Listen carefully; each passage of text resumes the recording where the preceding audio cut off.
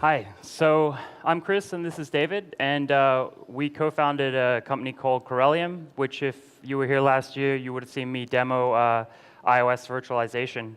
And to kind of extend on that, and one talk that David did in 2016 on the SEP boot ROM, we're actually here to talk about SEP.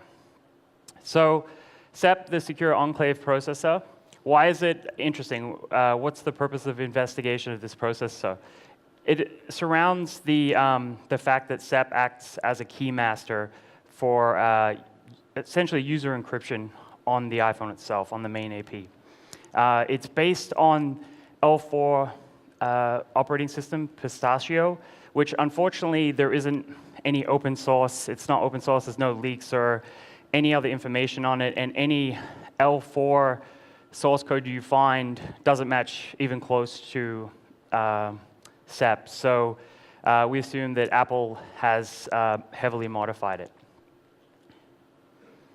So today we're going to cover the firmware part of SEP.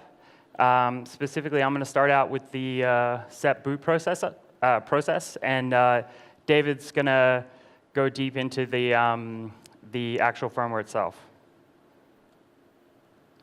So by firmware, obviously, we mean the software loaded onto SEP processor at boot time. Like I mentioned before, David's already covered the ROM in detail. And for those of you who don't know, there's two variants of SEP in terms of architecture. There's the 32-bit, which was used up until the 8 and X, where they switched to 64. So the S and the R now, the 10R and 10S, are now 64-bit along with the 8 and the 10. Each of the firmware files on the iPhone is signed using this manifest. That goes for not just the SEP firmware, but any of the other peripheral chips for NAND or SIO, things like that. So the firmware itself is validated not by the main AP boot ROM. It's validated by SEP's own SEP boot ROM.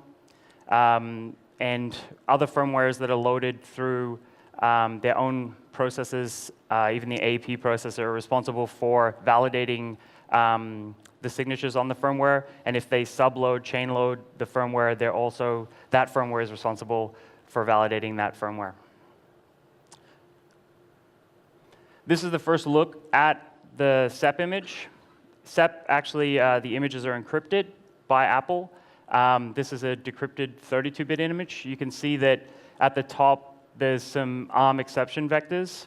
And down here, you can see the start of what looks like a Mark O file.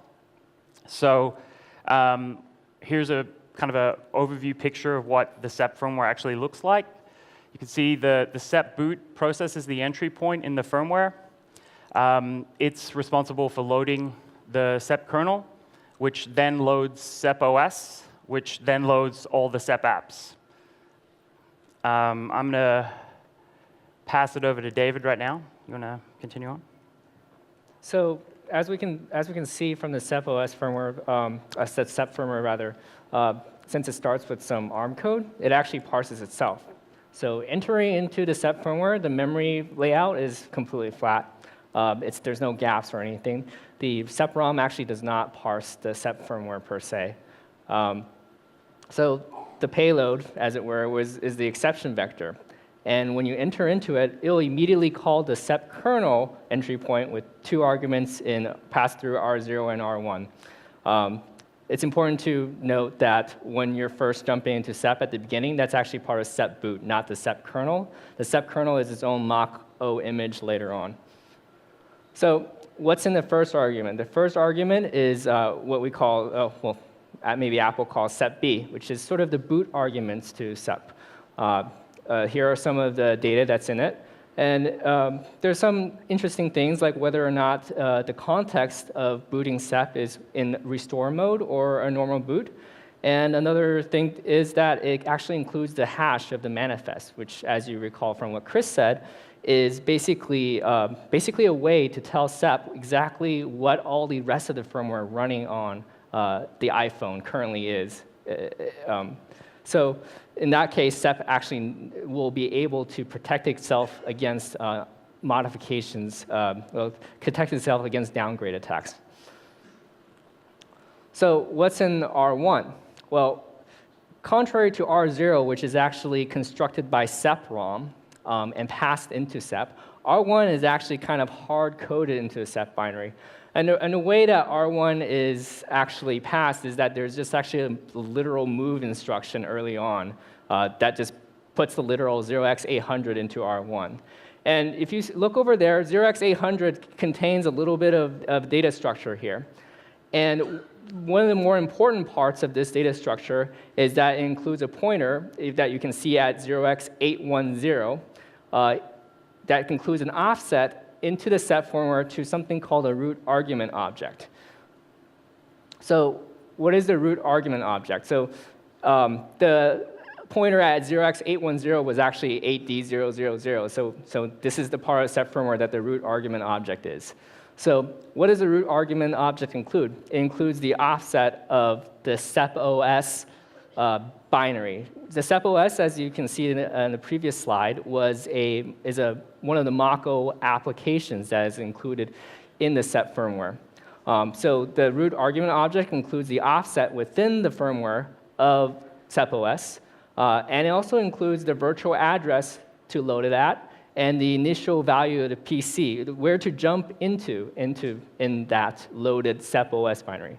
So it's a little confusing. We're talking about SEP OS as a general concept for software that runs on the SCP, on the Secure Enclave process. And we're also talking about SEP OS as a particular application that runs, that is a core part of that operating system, that runs inside that operating system. So we're now talking about the application.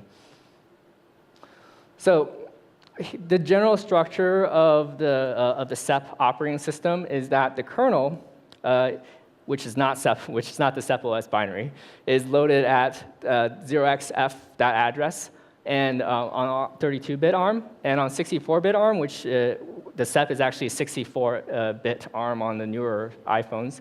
It's loaded at that address on the slide. And the userland applications, just like in a typical ARM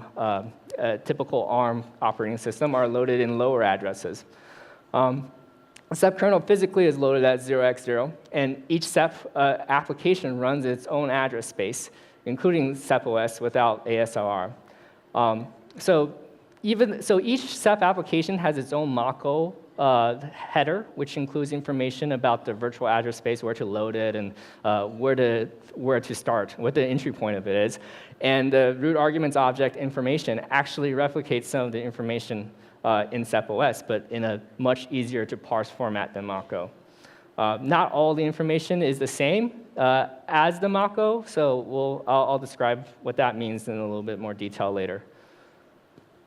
So actually, the SEP kernel is pretty simple, and the flow for starting the root process is also fairly simple. There's not that many function calls between the initial entry point of the kernel and when this SEP OS application actually starts.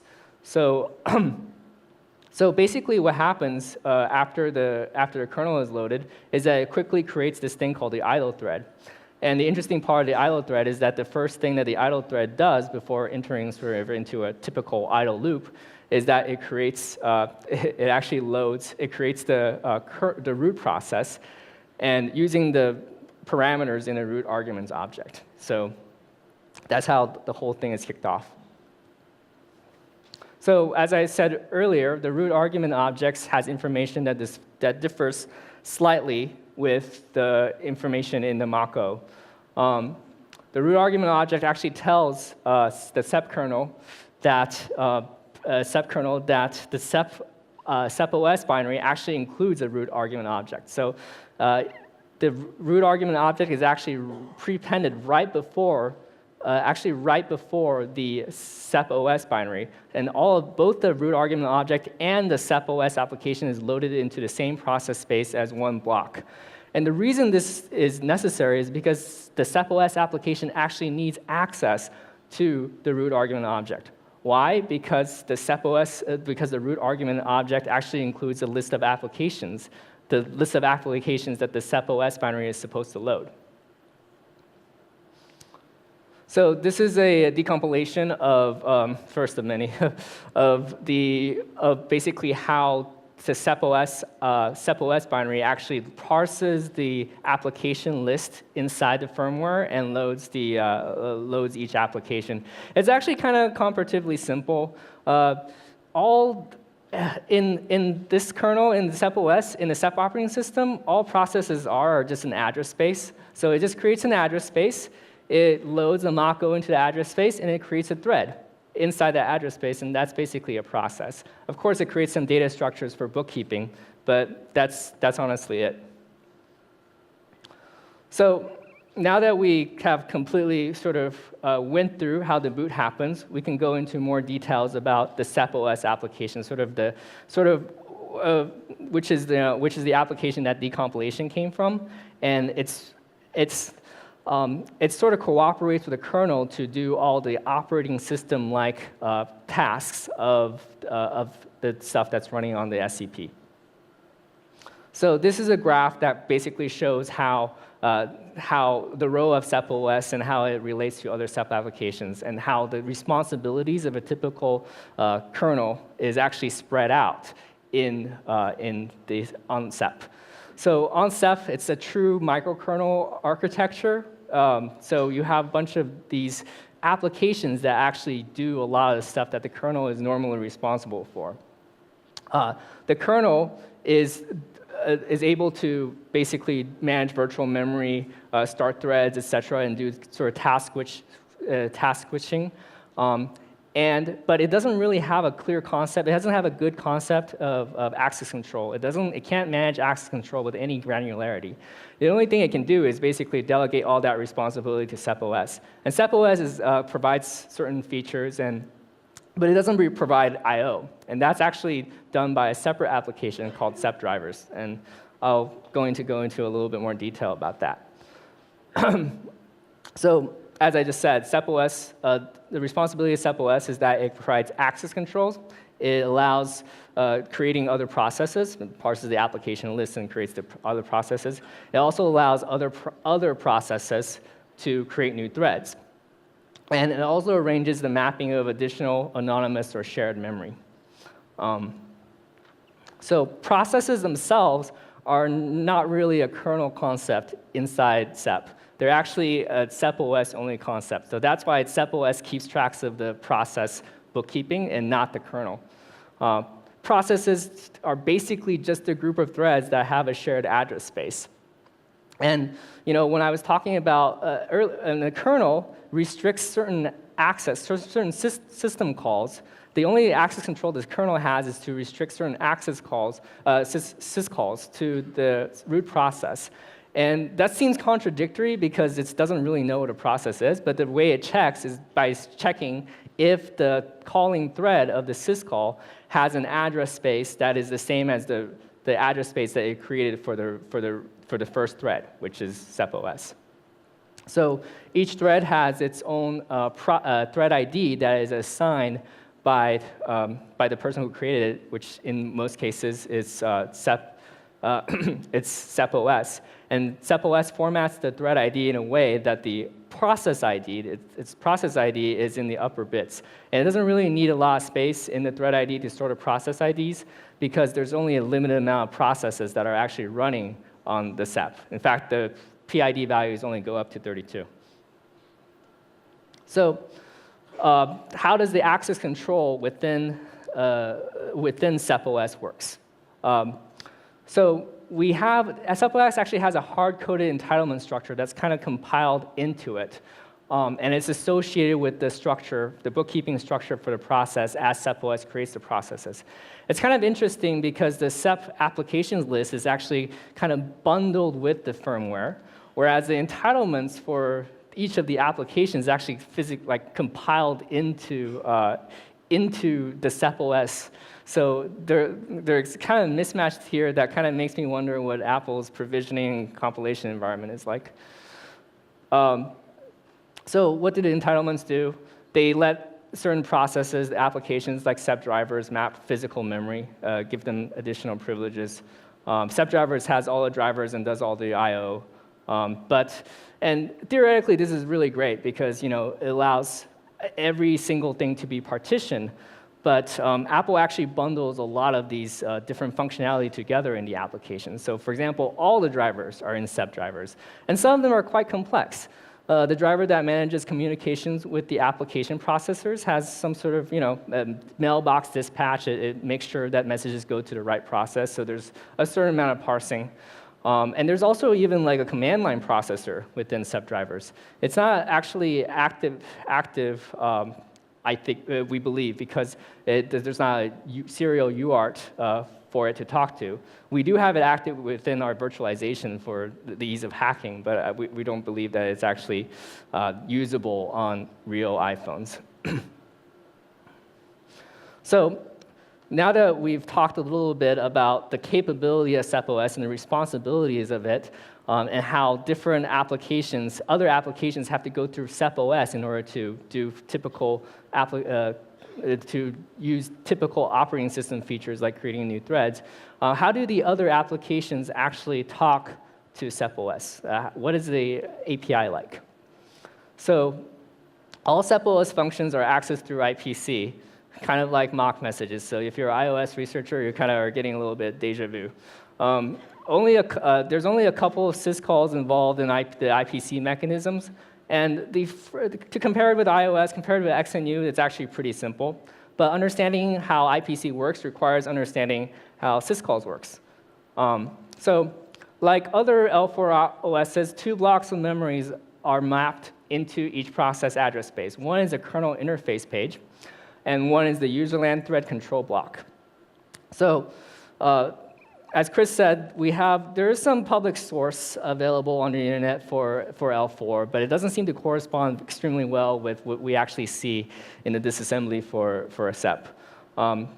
But we do have some information. And from the decompilation, from the disassembly, we can see that the KIP contains the geometry of CPU caches, basically when other applications want to ask SEP OS to invalidate the cache for a block of memory, they'll know how to do that. And it has also the geometry of the userland control block, which I'll describe later. And this is one block of memory, one physical block of memory that's shared amongst all the processes, all the address spaces. So the other thing that is mapped into every address space is the UTCB block.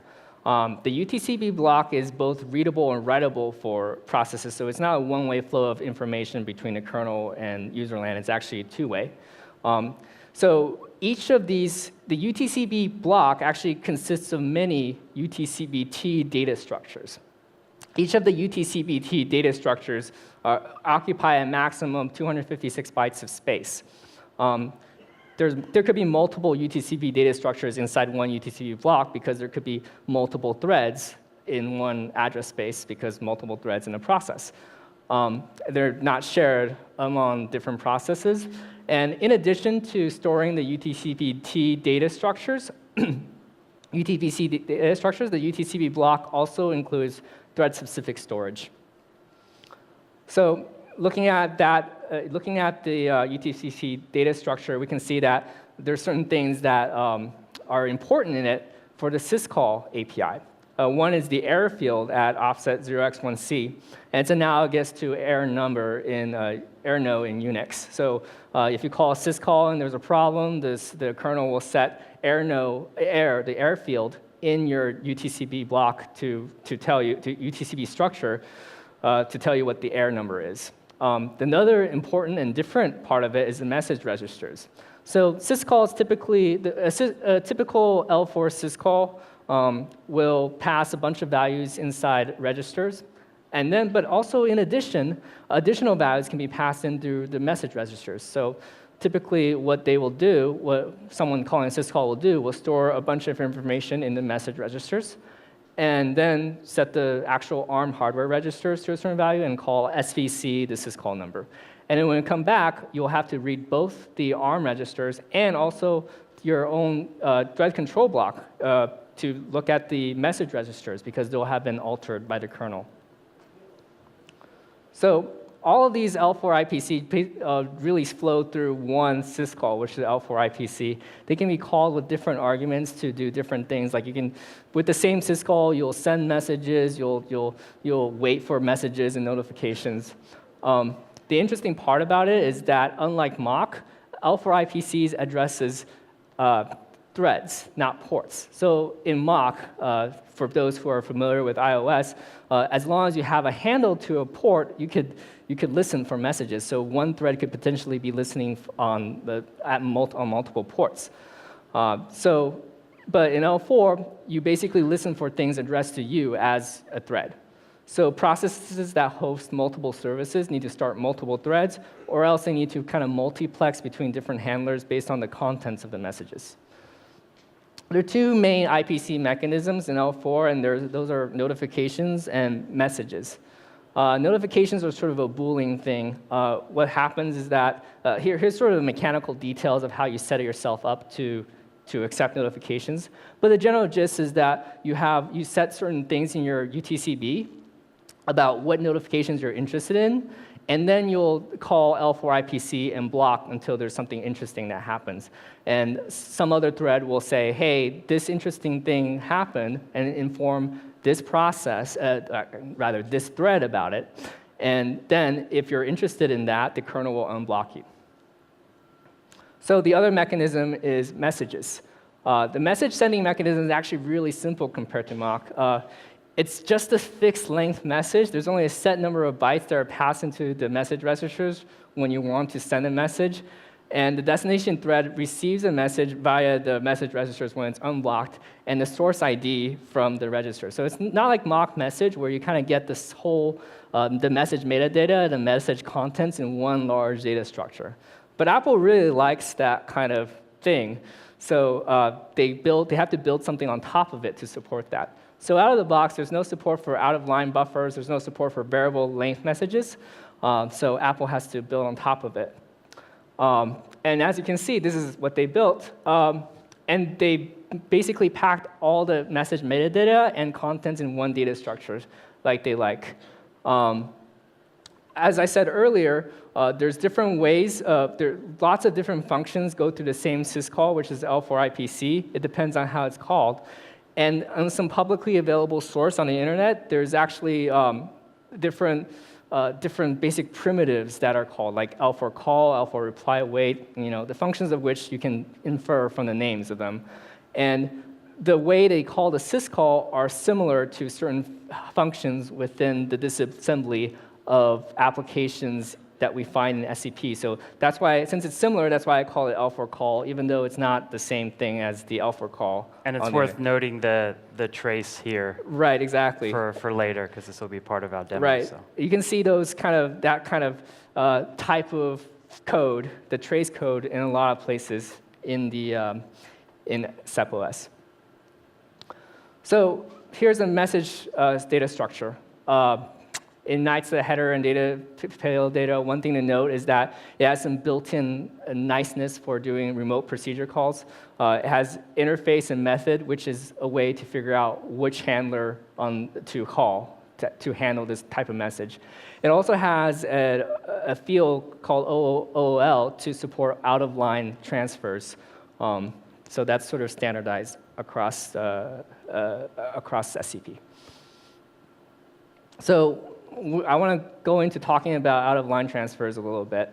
To understand that, you have to understand about memory objects. They're important mechanisms for sharing information between processes in SEP. They're also used to allocate additional userland memory from kernel for like malloc.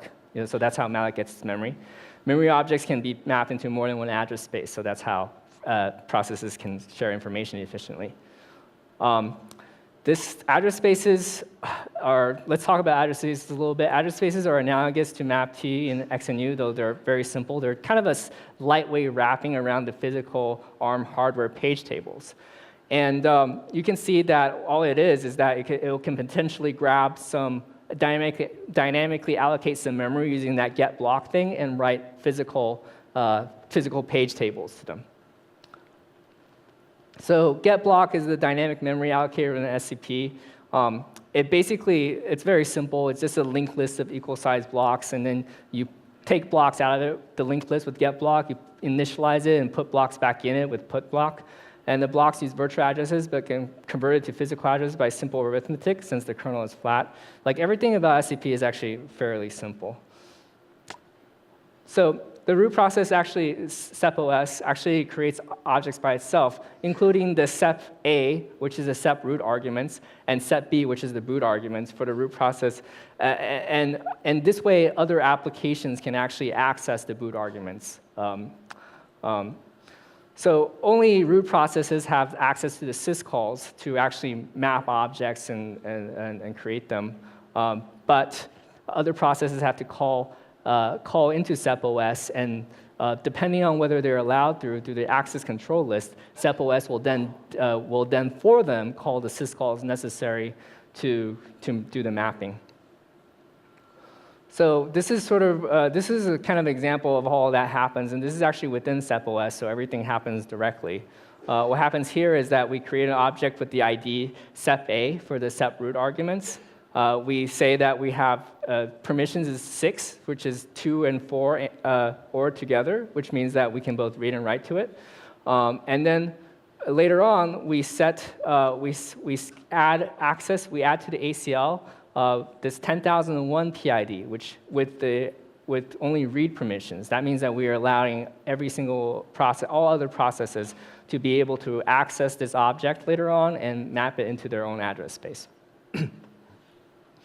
So now that we kind of understand how memory objects work, we can go back to OLL buffers. An example of using OLL buffers can be seen in ArtMate, and ArtMate is part of the anti-replay mechanism in SEP. ArtMate provides monotonic counters to other SEP applications, and other SEP applications can basically use them to prevent replay or whatever they want to do with the counters. ArtMate actually utilizes dynamically created OLL buffers that are reused. Each OL buffer is thread specific, so multiple threads can call services simultaneously. And the kind of weird part about it is that the location in the thread specific storage, that block of memory in the UTCB is also dynamic, so that has to be determined at runtime. So this is sort of the code that kind of allocates the specific location within thread specific storage for those values. And of course, this is only done once in the lifetime of a process and has to be synchronized. It has to be synchronized across all the threads, so therefore there's some locking. And there's a call to figure out the size of the UTCB block so that it can figure out exactly how much thread-specific storage it actually has. So that function is called acquire slots if not acquired, and it basically allocates certain addresses within the thread-specific storage to store the OL buffer's memory ID, object ID, to store the address of it that is mapped into this address space, and also to store which ones are being used at the moment, which processes have access to it, which is stored as a bitmap. And once all of those slots are acquired, then it can actually call SEP OS using IPC to create the object and store it. And later on, it will call SEP OS to actually add other processes to the user list. So basically, it acquires the create OL buffer will get the OL buffer. If it's already created, then it will just use the existing one. And set OL page being used, what it actually does is it will basically give permissions to the destination to the destination process, so that when the destination process receives the object ID, it can actually have permissions to map that out-of-line buffer into its own address space. Then it does a mem copy into that object from whatever data it gets passed. And so you can see it's not actually quite a zero copy mechanism, but it does allow a large amount of data to be transferred between processes.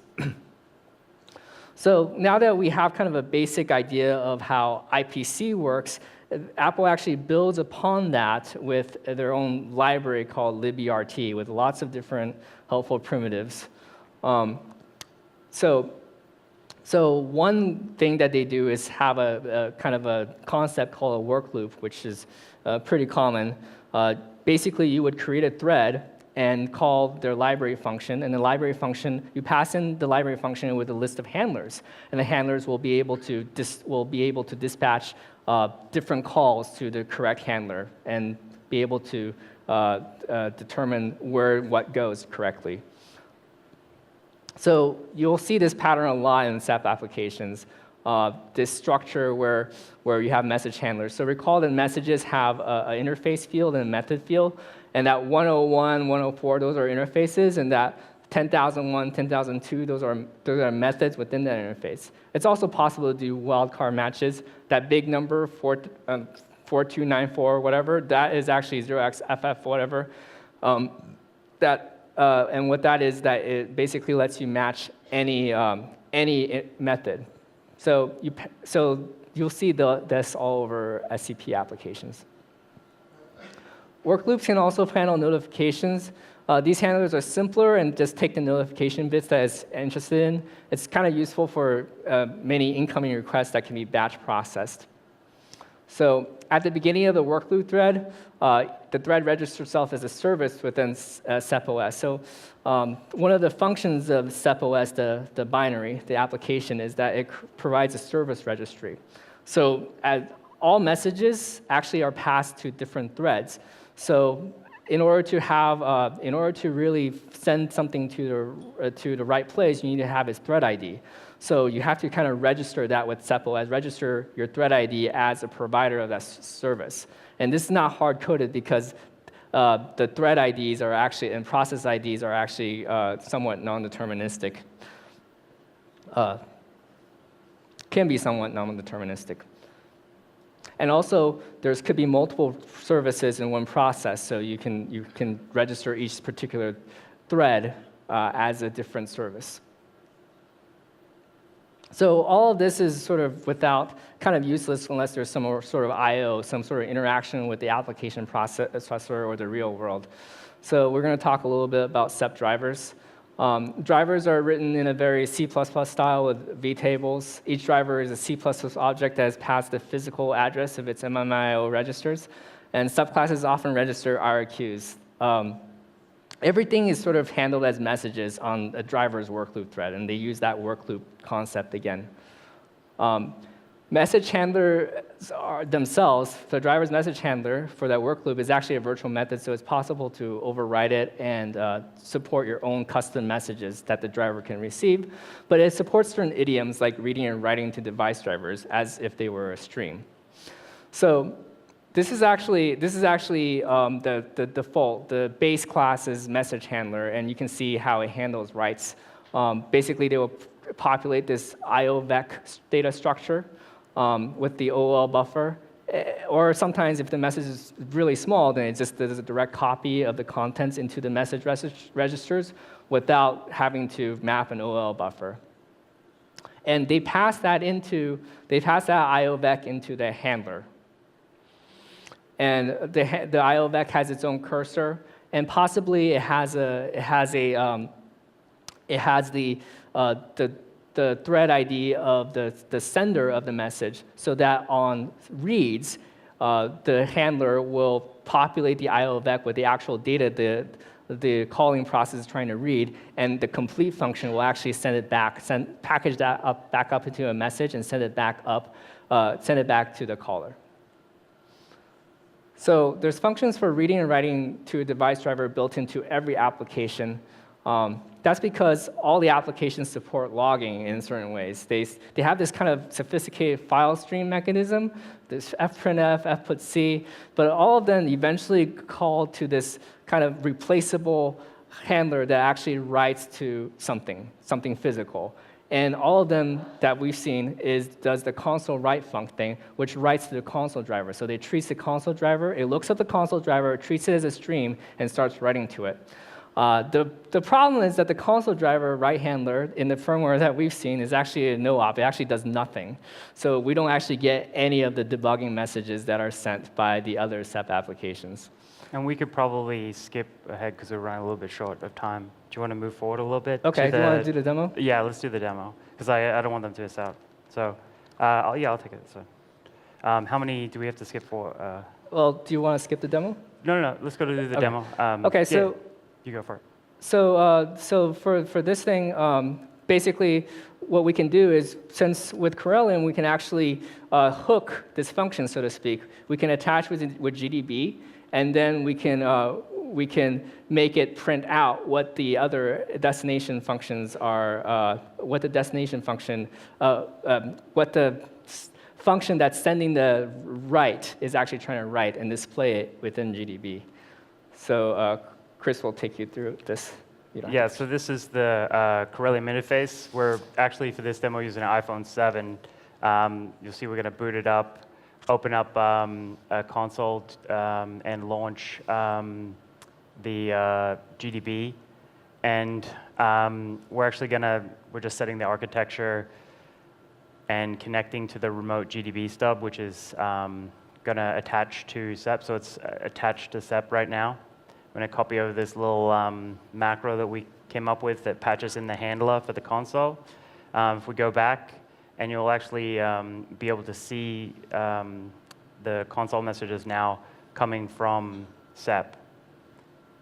So yeah, the nice thing about this is that our debug handler is when we break, we actually break both the AP and the SEP at the same time. So you'll see a kind of a real picture of, kind of a unified picture of the entire device at any given moment.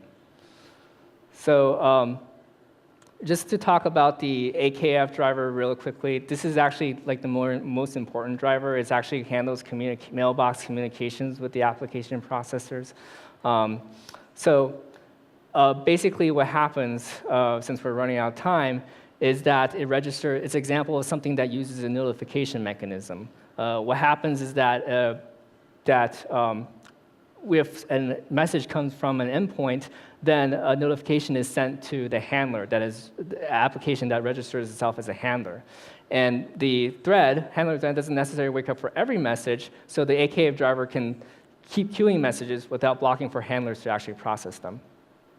And this is sort of one of the handlers inside this is actually inside the Apple Key Store application, and this is how it handles messages. It basically, when it gets a notification, it maps the OL buffer, which actually contains most of the actual content of the messages, and starts reading things from the ring buffer and processing them. And then it can determine from the message, from this very long list of very many different methods it has, how to handle requests to the secure key store application. So I was going to talk a little bit about anti-replay here, but we don't really have time to do that. This is sort of a basic overview of how the anti-replay mechanism works and how data structures are stored in the EEPROM. So another thing that we wanted to show you was another demo, which is, as we saw earlier, there's a bunch of tracing instructions in SEP, and unfortunately they're not enabled by default, but we can actually enable them in Karelian. So these trace buffers are something that are, again, you can see the code at the bottom here. They're basically a ring buffer that's shared with all processes. And many applications will write tracing information if the trace buffer is enabled. So lots of debug information can be generated this way. And this is the data structure for the trace buffer. We have a header that has a cursor. And then we have the actual trace entries, which basically have a trace ID and some arguments, as well as the time. So what we want to do is to enable it is actually to create a trace buffer object, a memory object that is accessible by all processes, and also write to its mask that we want to receive traces from all objects. So what we do is we can break there, we can break at that point in the last slide, and then basically first jump to the create object function, and then jump to the map function, and then jump to the then jump to the ACL add function so that all processes can access that trace buffer, and then jump to the map function so we can map it within SEP OS's own memory, and then we can set the mask entry at the beginning of that buffer in order to signal all processes that it's possible to they should write to a trace buffer. And so this is the demo for that.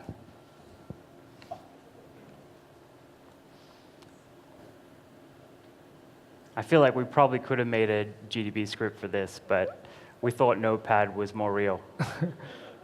It was sort of ad hoc at the last minute. We were going to do this live, but we were just afraid that the internet might be too slow to do this reliably from here.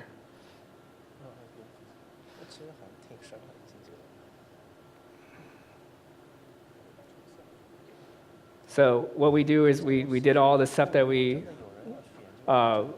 said that we did earlier, and then we run it for a while. And then after we run it for a while, we can actually break into a convenient breakpoint inside SEP OS, and then we read the buffer, which should come right now, hopefully.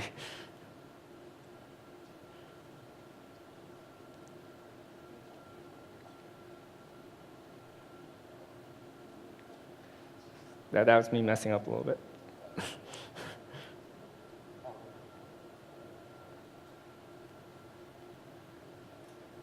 And then we read the trace buffer, which we've dumped the address of earlier, and then we see all the trace entries here. And that's basically it. Thank you.